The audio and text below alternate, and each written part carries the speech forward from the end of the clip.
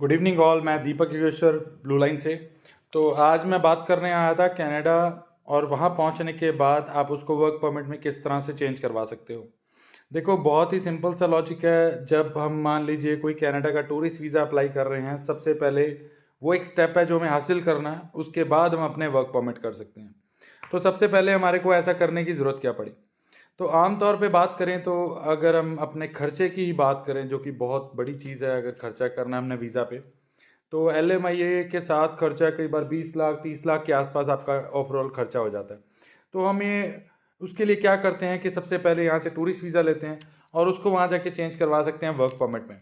तो आमतौर पे अगर हम वर्क परमिट्स की बात करें तो मैनी चेंजेस आए, जबकि हम फाइलिंग करते रहते हैं तो हमारे को एक्सपीरियंसेस आते हैं तो किस तरह से हम अपने फाइल्स को और इम्प्रूव कर सकते हैं। तो दो तीन तरह की चीज़ें होती हैं जिसकी ज़रूरत होती है किसी को भी अपना वीज़ा हासिल करने के लिए। अगर मान लीजिए एम्बेसी ने आपको वीज़ा देना है, अगर हम कैनेडियन एम्बेसी की बात करें, तो वो दो तीन चीज़ों पे आपको चेक करते हैं। तो वो चीज़ें हो सकती हैं रिलेटेड टू योर बैंकिंग, आपका बिजनेस या जॉब या आपकी प्रॉपर्टी। ये दो तीन चीज़ों के बेसिस पे आप अपना वीज़ा फाइल कर सकते हो और अपना वीज़ा हासिल कर सकते हो, जिसको हम टूरिस्ट वीज़ा बोलते हैं।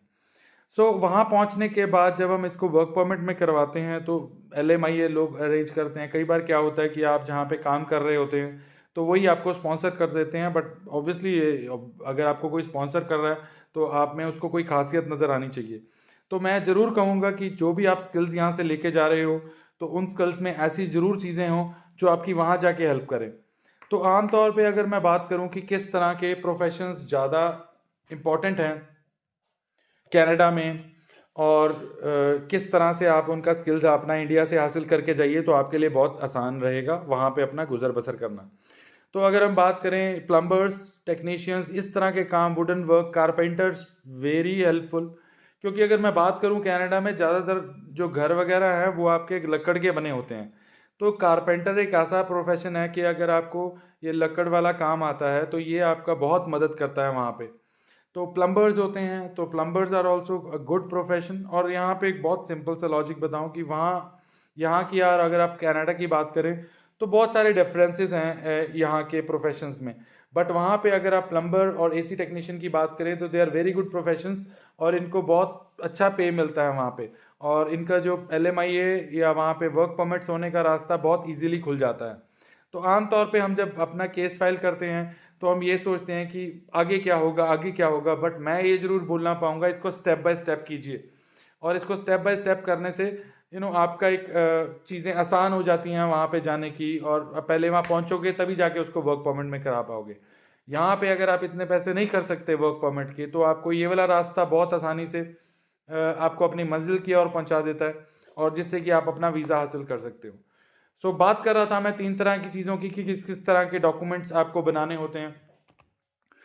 जब हम बात करते हैं बैंकिंग की, तो बैंकिंग में आपके फंड शो होते हैं। तो फंड शो में आपके लिए आसानी ये रह जाता है कि फंड्स जो आप शो करते हैं उससे आपका खर्चा वहाँ पे आप उठा पाओगे। बहुत सिंपल सा लॉजिक है, चाहे आप किसी भी कंट्री में जाओ वर्ल्ड की, अगर आपके पास वहाँ की कंट्री में जाने के लिए फंड्स नहीं है, मतलब दिखाने के लिए जो हम शो मनी बोलते हैं अपने बैंकिंग में, तो वो आपको कोई भी कंट्री आपको नहीं बुलाती। तो जैसे अब हमारे उसमें वीज़ास देखते हैं लोगों के, तो जब भी कोई अपना फंड शो करता है तो किस तरह से आप अपने फ्रेंड से किसी से पकड़ के भी शो करवा सकते हैं, कोई ऐसी बड़ी बात नहीं है। नहीं तो आपके एरिया में कोई भी फाइनेंसर हो, they can help you out to get the funds जो भी आपका शो करना है। नेक्स्ट हो गया आपका प्रॉपर्टी। तो प्रॉपर्टी क्या चीज़ शो करती है, तो प्रॉपर्टी जो है वो आपकी एक टाइज शो करती है अपने कंट्री के साथ, चाहे वो आपके नाम पे, आपके मॉम डैड के नाम पे हो तो कोई ज़्यादा प्रॉब्लम नहीं आती है उसमें। तीसरा काम है आपका जॉब का। तो job is also a ties जो आपका शो करते हैं अपने होम कंट्री में कि ये मेरे टाइज है मेरे होम कंट्री में और इस कारण से मुझे मेरे को वापस आना है और इस कारण से मेरा वीज़ा मिलना चाहिए मुझे। तो इन तीन बेसिक चीज़ें होती हैं जो हम कनाडा में फाइल करते हैं।